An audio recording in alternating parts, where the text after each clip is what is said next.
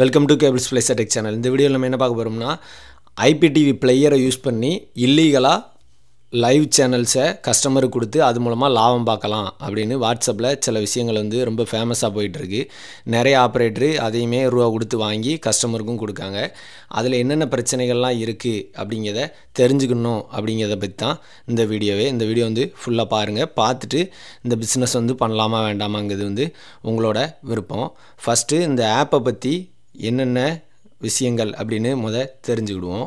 இது IPTV ஸ்மார்ட்டர்ஸ் bro அப்படின்னு இதோட ஆப்பு. இதே இதில் கிட்டத்தட்ட ஏகப்பட்ட ஆப் இருக்குது. இந்த ஆப்பு மட்டும் இல்லை, IPTV streaming player, IPTV player, இந்த மாதிரி நிறைய ஆப் இருக்குது.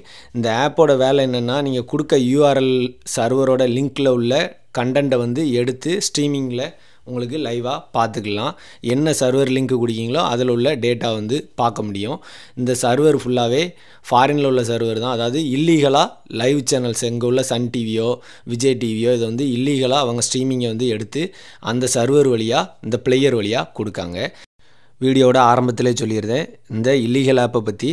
இதில் பேசிக்காக என்னென்ன பிரச்சனைகள்லாம் இருக்குது அப்படின்னு பார்ப்போம். இதோட டீப்பாகவுமே நிறைய பிரச்சனைகள் இருக்குது. ஆனால் இதை பற்றி நம்ம பேசணும், இதோட லோகோலாம் நம்ம யூஸ் பண்ணோம் அப்படின்னா நம்ம தான் இந்த ஆப்பை ப்ரொமோட் பண்ணுதோம், இதை யூஆர்எல் லிங்க்கெல்லாம் இப்போ இதில் நம்ம ஓப்பனாக காட்டணும்னா நம்ம இதை ப்ரொமோட் பண்ணுதோம் அப்படின்னு நம்மளோட வீடியோவே யூடியூப் கம்யூனிட்டி கைட்லைன் ஸ்ட்ரைக் கொடுத்து வீடியோ ரிமூவ் பண்ணிடுவாங்க.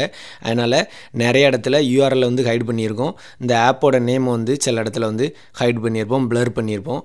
அதனால் வீடியோ ஃபுல் டீட்டெயிலாக பாருங்கள். இதில் என்னென்ன பிரச்சனைகள்லாம் இருந்துக்குன்னு தெரிஞ்சுக்கிடுங்க. அதுக்கடுத்து கட்டாயம் இந்த ஸ்டார்டிங்லேயே சொல்லியிருந்தேன், இந்த ஆப்பை கட்டாயம் உங்களோட கேபிள் டிவி கஸ்டமருக்கு கொடுக்காதீங்க. இதால் பல பிரச்சனைகள் இருக்குது மறைமுகமாக. Don't promote illegal apps. First இந்த ஐபிடிவி ஸ்மார்ட்டர்ஸ் ப்ரோ ஆப்பு ஒரு அன்னோன் சோர்ஸ், அதாவது ப்ளே ஸ்டோரில் இல்லாத ஒரு ஏபிகே ஃபைலாக இவங்க வாட்ஸ்அப்பில் கொடுக்காங்க. நம்ம அதை இன்ஸ்டால் பண்ணணும் அப்படிங்கிறது தான். இன்ஸ்டால் பண்ணும்போதே மொபைலில் வார்னிங் கொடுக்கு, ஃபைல் ஹார்ம்ஃபுல்லான ஃபைலு, நீங்கள் ப்ளே ஸ்டோரில் இல்லாதது அப்படின்னு கொடுக்கு. நம்ம அதெல்லாம் ஒத்துக்கிட்டு தான் நம்ம இன்ஸ்டாலே பண்ணுவோம். அதுக்கடுத்து அந்த ஆப்பில் சில இடத்துல ஃபோட்டோஸ், வீடியோஸு, மியூசிக்கு, நம்ம ஃபோனில் உள்ள ஃபோட்டோஸ், வீடியோஸுக்கு பெர்மிஷன் கேட்கு, நாங்கள் ஆக்சஸ் பண்ணுவோம் அப்படிங்கிறதுக்கு பெர்மிஷன் கேட்கு. சில இடத்துக்குள்ள நம்ம ஓப்பன் பண்ணி பார்க்கும்போது ஸ்டோரேஜ் பெர்மிஷன் கூட கேட்கு. நாலேஜ் இருக்கவங்க இதை டிக்ளைன் பண்ணிடுவாங்க. நாலேஜ் இல்லாத நம்மளோட கேபிள் டிவி கஸ்டமருக்கு இந்த ஆப்பை கொடுக்கும்போது சிலவங்க பெர்மிஷன் ஆக்சஸ் கொடுக்கலாம். ஸோ இதனால் டேட்டா திருட்டு அப்படிங்கிற ஒரு வாய்ப்புகளும் இருக்குது. அதுக்கடுத்து ரெண்டாவது விஷயம், இதில் ஓப்ளெக்ஸ் அப்படிங்கிறதுல மொத்தம் 12,543 சேனல்ஸ் அதில் லிஸ்ட்டில் இருக்குது. எல்லா நாட்டில் உள்ள சேனல்ஸு, எல்லா லாங்குவேஜு ப்ளஸ்ஸு வெப் சீரிஸு எல்லாமே இருக்குது. ஆனால் இது எல்லாமே இல்லீகலான ஒரு கண்டென்ட் தான். அதாவது நீங்கள் அந்த ஆப்பை நீங்கள் லாகின் பண்ணி டெமோ வாங்கி உள்ளே ஓப்பன் பண்ணி பார்த்தீங்கன்னா சன் டிவியோ இல்லை ஏதோ ஒரு குறிப்பிட்ட சேனல் சன் நெக்ஸ்ட் ஆப்பில் இருந்து இவங்க போயிட்டுருக்க ஸ்ட்ரீமிங்கை இவங்க இடையில கிராக் பண்ணி எடுத்திருப்பாங்க, இல்லைனா ஏர்டெல்லில் போகிறத எடுத்திருப்பாங்க, இல்லைனா டாடா பிளேயில் இருந்து எடுத்திருப்பாங்க. இந்த மாதிரி எதுக்கோ இவங்க கொடுத்துருக்க லீகலாக கொடுக்க ஸ்ட்ரீமிங்கை இவங்க இல்லீகலாக பயன்படுத்தி இவங்களோட சர்வர் வழியாக இந்த ஐபிடிவி பிளேயர் வழியாக கொடுக்காங்க. இது முற்றிலும் சட்டப்படி தப்பான ஒன்று தான். அதுக்கடுத்து ஸ்டார் ஷேரு, அதுலேயுமே கிட்டத்தட்ட 10,000 சேனல்ஸுக்கு மேலே இருக்குது. ஆனால் ஓப்ளெக்ஸில் 120 தமிழ் சேனல்ஸ் இருந்தது. ஸ்டார் ஷேரில் 102 தமிழ் சேனல்ஸ் தான் இருந்தது. அதுக்கடுத்து பாஸ் டிவி, இதில் மொத்தம் 9,840 சேனல்ஸு. இதில் மோஸ்ட்லி எல்லா தமிழ் சேனல்ஸுமே எல்லா சர்வர்லேயுமே வருது. ஃபஸ்ட்டு இதில் உள்ள பாசிட்டிவ் என்னலாம் அப்படின்னு பார்ப்போம். இதில் எல்லா லாங்குவேஜில் உள்ள சேனல்ஸ் இருக்குது. தமிழ், மலையாளம், கன்னடா, குஜராத்தி, அதேமாதிரி எல்லா கண்ட்ரி, வியட்நாம், ஏமன், இந்த மாதிரி எல்லா கண்ட்ரியில் உள்ள சேனலையும் பார்த்துக்கலாம். கிட்டத்தட்ட 10,000 20,000 சேனல்ஸ் வரை இதில் லைவ் ஸ்ட்ரீமிங்காகவே லைவாக ஓடிட்டு இருக்கதே பார்க்கலாம். ஏகப்பட்ட வெப் சீரிஸு இது எல்லாமே இருக்குது. அதுக்கடுத்து ஆண்ட்ராய்ட் டிவிக்கும் நீங்கள் ஆண்ட்ராய்ட் டிவியில் கூட பார்த்துக்கலாம். டிவிலையுமே லாகின் பண்ணி பார்த்துக்கலாம், இல்லை ஸ்க்ரீன் மிரரிங் பண்ணி பார்த்துக்கலாம். அதுக்கடுத்து 3 டிவைஸ் வரை நம்ம லாகின் பண்ணி வச்சுக்கலாம். ஆனால் அட் அ டைமில் ஏதாவது ஒரு டிவைஸில் மட்டும்தான் நம்ம பார்க்க முடியும். அதாவது மொபைல்லையும் டிவிலையும் கனெக்ட் பண்ணி லாகின் பண்ணி வச்சுக்கலாம். ஒன்று மொபைலில் பார்க்கலாம், இல்லை டிவியில் பார்க்கலாம். சில சர்வர்ஸ்லாம் 24,000 சேனல்ஸ் வரலாம், லைவ் சேனல்ஸ் இவங்க கொடுக்காங்க. ஆனால் எவ்வளோ தான் கொடுத்தாலும் இது ப்ராப்பராக லீகலான முறையில் நடைபெறுறது இல்லை. இது ஒரு இல்லீகலான பிஸ்னஸ் தான். இதில் அடல்ட் கண்டென்ட், அதாவது 18+ கண்டென்ட் வந்து கிட்டத்தட்ட ஏகப்பட்ட வீடியோஸ் வந்து அதில் உள்ளே இருக்குது. அதை கூட இவங்க வந்து பேரண்டல் கண்ட்ரோல்ஸ்னு உள்ளே இருக்குது, அதில் போய் இந்த மாதிரி தேவையில்லாத வீடியோஸ் வந்து வராத மாதிரி நம்ம லாக் பண்ணி வச்சுக்கலாம் அப்படின்னு இவங்க ஆப்ஷன் சொன்னாலும் சிம்பிளாக வேறு ஒன்றும் இல்லை.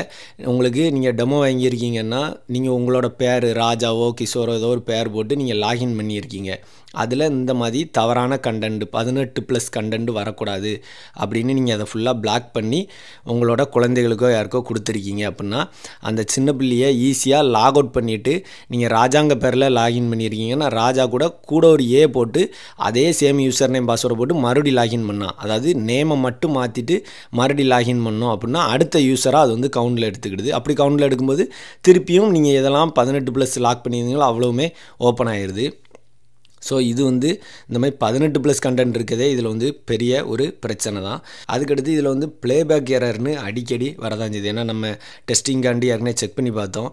நிறைய சேனல்ஸ், அதாவது மெயின் சேனல்ஸ் வந்து அதிகபட்சம் ஸ்ட்ரீமிங் பிரச்சனை வந்து இல்லை, அதாவது கிரிக்கெட் சேனல், சன் டிவி இந்த மாதிரி இல்லை. ஆனால் வேந்தர் டிவி இது மாதிரி நிறைய சேனல்ஸில் பார்க்கும்போது, சில அதர் லாங்குவேஜ் சேனல்லாம் பார்க்கும்போது ப்ளேபேக் எரர் ரீகனெக்ட்ஸ் இன் 3 seconds அப்படின்னு போட்டு அது பாட்டில் அடிக்கடி வரதான் செய்யுது. நெட்டு வந்து நம்ம 100 MBPS கனெக்ட் பண்ணியிருக்கும் போது கூட, நம்மளோட ஆஃபீஸ் நெட்டில் கனெக்ட் பண்ணியிருக்கும் போது கூட ப்ளேபேக் எரர் வந்து வரதான் செய்யுது. அதுக்கடுத்து இந்த 18+ கண்டென்ட்டை வந்து நம்ம ஆப்பில் பிளாக் பண்ணும்போது இந்த மாதிரி நம்ம லாக் அவுட் பண்ணிட்டு வேறு பேரை போட்டு லாகின் பண்ணும்போது திருப்பியும் அது ஓப்பன் ஆயிடுது அப்படின்னு சொல்லியிருந்தேன். இதை வந்து பிளாக் பண்ணதுக்கு இதே இந்த இல்லீகலாக ப்ரொவைட் பண்ணுறவங்களே சில கம்பெனிக்காரங்க என்ன பண்ணுதாங்கன்னா அவங்களோட போர்ட்டல்லையே ரீசெல்லர் பேனல்லையே இதை வந்து பிளாக் பண்ணுற மாதிரி, அதாவது இந்தந்த கேட்டகரி தான் இவங்களுக்கு காட்டணும் அப்படிங்கிறத அவங்களே செக் பாக்ஸ் பண்ணி டிக் பண்ணி யூசர் காட்டுற மாதிரி கூட ஆப்ஷன்ஸ் வந்து இருக்குது அப்படின்னு அந்த ஹிந்தியில் உள்ள அந்த நண்பர் வந்து சொல்லியிருந்தார். அந்த மாதிரி இருந்தால் கூட பரவாயில்ல. அப்போவுமே நீங்கள் இல்லீகலாக இப்படி ஒரு விஷயத்தை ப்ரமோட் பண்ணணும்னு எந்த அவசியமே இல்லை. இதில் மெயினாக விளம்பரப்படுத்துறதே என்னென்னா, இந்த மாதிரி ஐபிடிவி ஆப்புக்கு நான் வந்து ஒரு யூசர் நேம் பாஸ்வேர்டு ஒரு URL வந்து தரேன், அதுக்கு வந்து நீங்கள் 100 ரூபா பே பண்ணால் போதும், கஸ்டமருக்கு 250 ரூபா 350 ரூபா அப்படின்னு விற்றுக்கலாம் அப்படிங்கிறது தான் இதில் வந்து இவங்க விளம்பரமே படுத்தாங்க. அப்போ 100 ரூபாய்க்கு வாங்கி 150 ரூபாய்க்கு விற்கும்போது வந்து கிட்டத்தட்ட டபுள் மடங்குக்கு மேலே லாபம் இருக்கனால நம்ம ஆப்ரேட்டரும் ஆசைப்பட்டு செய்தாங்க. இதில் பின்னாடி எவ்வளோ பிரச்சனைகள் இருக்குது, இந்த மாதிரி மறைமுகமாக டேட்டா திருட்டு ஆகுது, அதுக்கடுத்து இந்த மாதிரி செக்யூரிட்டி இல்லாதது, இந்த மாதிரி இல்லீகல் ஆப்பை வந்து ப்ரொமோட் பண்ணுது. இது வந்து அவங்களுக்கு அவேர்னஸ் இல்லாமல் இதெல்லாம் வந்து பண்ணுதாங்க. சரி, ஓகே, இப்போது உங்களுக்கு 100 ரூபாய்க்கு இதை வந்து தராங்க, நீங்கள் அதை கிட்டத்தட்ட 250 ரூபாய்க்கு விற்கும் அப்படின்னு ஒரு கணக்கு வச்சுக்கிடுவோம். எதை தராங்க அப்படின்னு ஒரு கணக்கு வச்சுக்கிடுவோம். ஓப்போலெக்ஸ் அப்படிங்கிறத வந்து நம்ம தமிழ்நாட்டில் தராங்கன்னு வச்சுக்கிடுவோம். ஆனால் இதே ஓப்போலெக்ஸ் வந்து வடக்கில், அதாவது நார்த்தில் இதே பிஸ்னஸ் பண்ணுத ஒருத்தட்ட நம்ம வந்து அவரோட வாட்ஸ்அப்பில் வந்து காண்டாக்ட் பண்ணி அவர்கிட்ட என்னென்ன சர்வர்லாம் இருக்குது அதில் வந்து நம்ம பர்ச்சேஸ் பண்ணால் என்ன ரேட்டு அப்படின்னு கேட்டிருந்தோம். அவர் சேம் ஓப்போலெக்ஸ் வந்து கிட்டத்தட்ட 60 ரூபாய்க்கே வந்து நமக்கு வந்து தராங்க. அதுவுமே ஓப்போலெக்ஸ் சர்வர் தான் 60 ரூபா, பாஸ் டிவிங்கோட சர்வர் வந்து வெறும் 50 ரூபாய்க்கே கிடைக்கும். அதாவது நீங்கள் பண்ணுறதே ஒரு தவறான விஷயந்தான், இல்லீகலில் பிஸ்னஸ் தான் பண்ணுறீங்க, ஆனால் அதில் கூட ஏமாந்து தான் பண்ணுறீங்க. ஏன்னா 100 ரூபாய்க்கு வாங்கி 250 ரூபாய்க்கு வந்து விற்கிங்க, ஆனால் உண்மையிலே அதோட அசல் ரேட் வந்து 100 ரூபா இல்லை, 50 ரூபா 60 ரூபாய்க்கு வந்து கிடைக்கி. ஒவ்வொன்றும் ஒவ்வொரு சர்வரை பொறுத்து 10 ரூபா 20 ரூபா ரேட்டு வித்தியாசம் இருக்குது. ஆனால் கிட்டத்தட்ட நான் வந்து ஒரு 3-4 சர்வர் வந்து டெமோ வாங்கி எல்லாத்தையுமே லாகின் பண்ணி செக் பண்ணோம். எல்லாமே வேறு ஆப்லாம் இல்லை, இதே ஆப்பில் தான் யூஸரை லாக் அவுட் பண்ணிட்டு அவங்க தர யூசர் நேம் வந்து போட்டுட்டு அவங்க தர URL, அதாவது ஒவ்வொருத்தட்டும் நம்ம வந்து வேறவங்ககிட்ட இதோட டெமோ வந்து வாங்கும்போது அவங்கவுங்க சர்வர் வந்து சிலவங்க பாஸ் டிவியில் லிங்க் வச்சுருக்கவே அந்த பாஸ் டிவியோட யூசர் நேம் பாஸ்வேர்டு ப்ளஸ் அதுக்குள்ளே URL வந்து தராங்க. ஸ்டார் ஷேர் வச்சுருக்கவங்க அதோட URL தராங்க, ஓப்போலெக்ஸ் வச்சுருக்கவங்க அதோட URL வந்து தராங்க.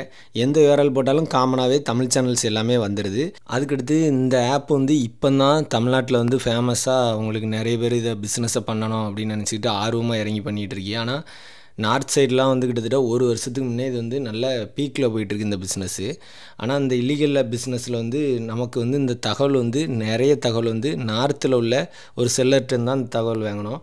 அவர் வந்து கிட்டத்தட்ட 18 இதே மாதிரி இப்போ நம்ம வந்து ஓப்போலெக்ஸு ஸ்டார் ஷேர் இந்த மாதிரி சர்வரோட லிங்க் வந்து கிட்டத்தட்ட 18 சர்வரில் அவர் வந்து டீலிங் வச்சுருக்காரு.